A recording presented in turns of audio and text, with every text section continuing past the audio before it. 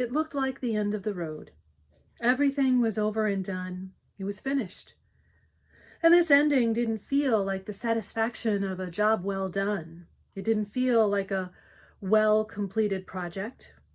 This ending was all sorrow, fear, confusion, and isolation. All the stuff of profound grief. That's how Easter begins, although it isn't easy to recognize it as a beginning. It doesn't begin like the opening lines of a well-loved story or a movie. It doesn't start with an explanation of what to expect. Instead, Easter begins in the heart of human suffering and loss, all the things associated with endings. It begins when it was still dark. The Gospel according to John takes us from the miraculous life of Jesus, the heartbreak of betrayal, his arrest and trial, his beatings and crucifixion, his death and burial, all his experiences as the incarnate Word of God, deep into what God does with the worst of human choices and actions. Easter begins not in some fairy tale realm far, far away, but in what is reality for most of humanity. That was the reality for Mary Magdalene, who we read in John's Gospel went to the tomb where Jesus was buried so early in the morning it was still dark. This darkness might be the author of the Gospel's way of saying that Mary Magdalene was feeling not only deep sorrow and grief, she may have been feeling hopelessness. Jesus had done some amazing things and said some wonderful things, but now he was dead and gone. It was over. There was no salvation now, no Messiah. She and Jesus' other followers had been wrong about him, and now she wasn't sure where to go or what to do. In such hopelessness, she made her way to Jesus' tomb. Now, a tomb is not associated with beginnings. It's a place of coming to terms with endings. It's a place of closure. A couple years ago, my husband and his daughter and I took a trip to Menominee Falls in Wisconsin to visit my husband's brother's grave. We hadn't been able to see his brother before he died, so visiting the grave gave us closure. We were able to make peace with my brother-in-law's death and to pray and remember, to look back on his life. This is perhaps typical of what to expect when visiting a burial place of a loved one: closure, peace, and of course, looking back. But that peaceful closure, John's Gospel tells us, is not what Mary Magdalene found at Jesus' tomb.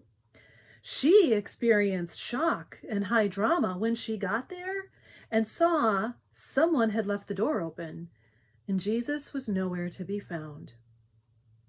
How could she properly grieve now? So in dramatic fashion, Mary started running around. She ran to Peter, who was with another follower of Jesus, often called the beloved disciple. Now, scholars tell us that the first readers of the gospel would have known who that person was. Modern readers like ourselves are told that scholars have several theories about this disciple's identity, including perhaps being the leader of the community that John's gospel came out of. But for right now, all we need to know is Mary ran to two of Jesus' disciples and told them that something was very wrong with Jesus' tomb. He wasn't in it. In keeping with the drama, all three of them then ran back to the tomb, each getting there at different times and seeing for themselves what was and wasn't in the tomb. That's when we learn that the body of Jesus was indeed gone, but his burial clothes had been left behind, and someone had taken the time to neatly fold the cloth that had covered his head. This discovery seems to be enough for one of the disciples to believe, but not enough for him to stick around. Both Peter and the other disciple left Mary Magdalene alone at the tomb, unable to explain its emptiness to her, and nor could they be with her in her grief.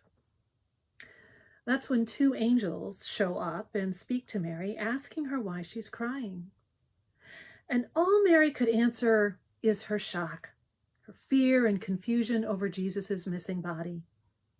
She seemed to think something terrible had happened and wanted to put things right.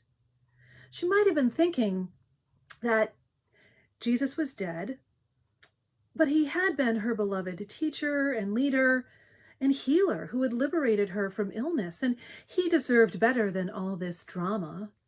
His death may have been violent and unjust, meant to send a message to anyone who stood up to religious and political power, but all that was over now, and he deserved a peaceful resting place. But it wasn't really over.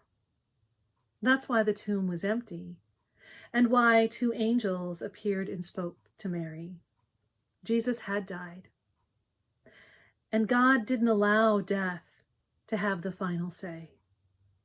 God took death and all that betrayal and injustice and pain and suffering and violence, abuse of power that went with it, and negated them all with something new and different and so very difficult to recognize: resurrection life.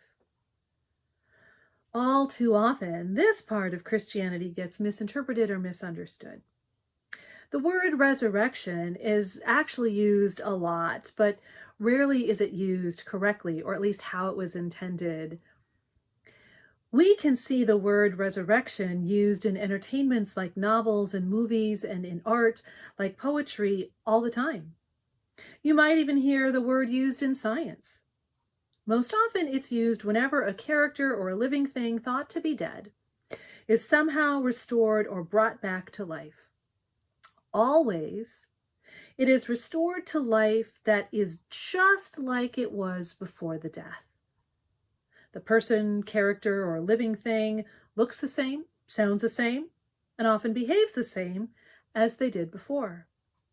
As miraculous as that phenomenon is, however, it isn't what happened to Jesus in his tomb. God did not bring Jesus back from the dead. Far from it. God raised Jesus to a new kind of life. Not necessarily a life after death, although I'm not trying to say that we won't be reunited with our loved ones after they and we die. Easter is not about life beyond the grave. Easter is the celebration of God's power, power that does not take life, but creates it, redeems it, and even transforms death into it. And this is what gives us hope. Hope that sustains and carries us all through the worst that life can throw at us, and at the same time helps us see and connect with the goodness and beauty that is also in the world right now. Perhaps that is why Mary Magdalene did not recognize Jesus in the garden outside of the tomb. If we think about it, it's a fair question to ask why Mary didn't recognize the risen Jesus. She was one of Jesus's disciples. She'd been healed by him. She followed him, listened to him. She had financially supported him. She knew him. So why wouldn't she recognize him when he stood beside her outside the tomb? Why didn't she recognize the sound of his voice when he first spoke to her? Many well-meaning scholars and preachers explain that Mary didn't recognize the risen Jesus because her profound grief kept her from recognizing him, or she just wasn't willing to let go of her expectations and therefore couldn't recognize him. But the author of John's Gospel may not be making an observation about grief by including this detail about not being able to recognize the risen Jesus. Because Mary Magdalene wasn't the only disciple who could not recognize the risen Jesus at first. Later in John's Gospel, two other disciples of Jesus walked along the road to a town called Emmaus, while Jesus himself talked for hours and hours, and despite spending all that time with him, didn't recognize him until they had stopped at a wayside, had dinner, and Jesus blessed and broke bread. When the risen Jesus appeared to the disciples in the upper room, they didn't recognize him until he showed them the marks from the crucifixion on his body.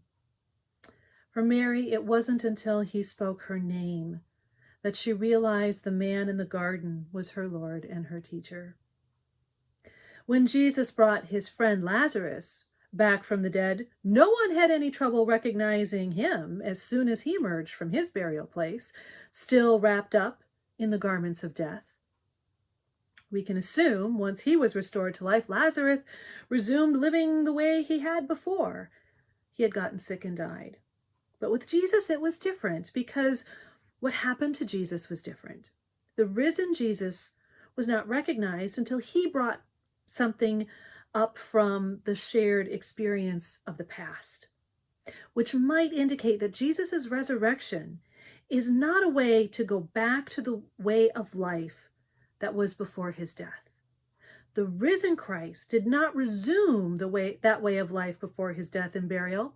There was no more parable telling, no more healing the sick, no more feeding thousands. The risen Jesus did none of those things. Instead, the risen Jesus appeared to those that he had known and called them to participate in new life. Resurrection is God's way for life to move forward, a new way to live that isn't based on scarcity or fear or violence or prestige or inequality or greed, but life as God intended from the very beginning. Life characterized by God's love for all. Through Jesus' resurrection, we learn what God does with sin. And God does not punish sin. God redeems it, turns it inside out and upside down, deprives sin of its power over us, liberating us from living in scarcity and fear in order to live in God's abundance.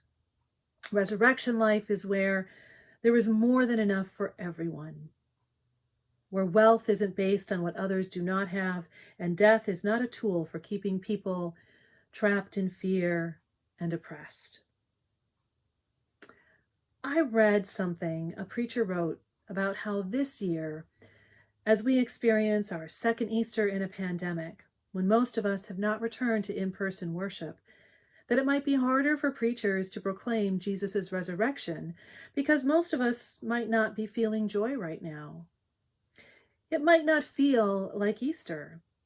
It might still feel like an ending, especially for those grieving the loss of loved ones who have died from COVID-19. That preacher may be right. For me, I find it frustrating to proclaim Jesus' resurrection when it feels like most people want to go backward to the way life was before the pandemic. Such a desire lacks the profound joy and truth of the resurrection, which tells us the risen Jesus isn't where we used to be. He is calling us to something different. The risen Jesus appeared to those who had followed him, and once they recognized him, he called them into a new kind of ministry. He called Mary Magdalene to proclaim his resurrection. He called Peter to feed and care for his followers.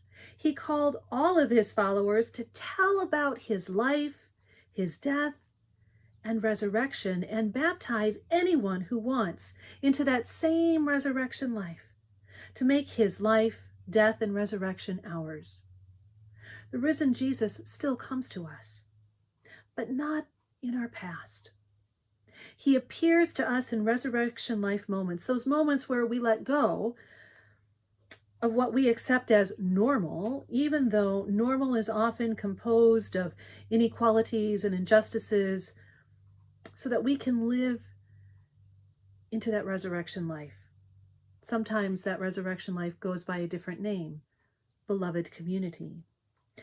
I've been in beloved community before, and I know it can and does exist.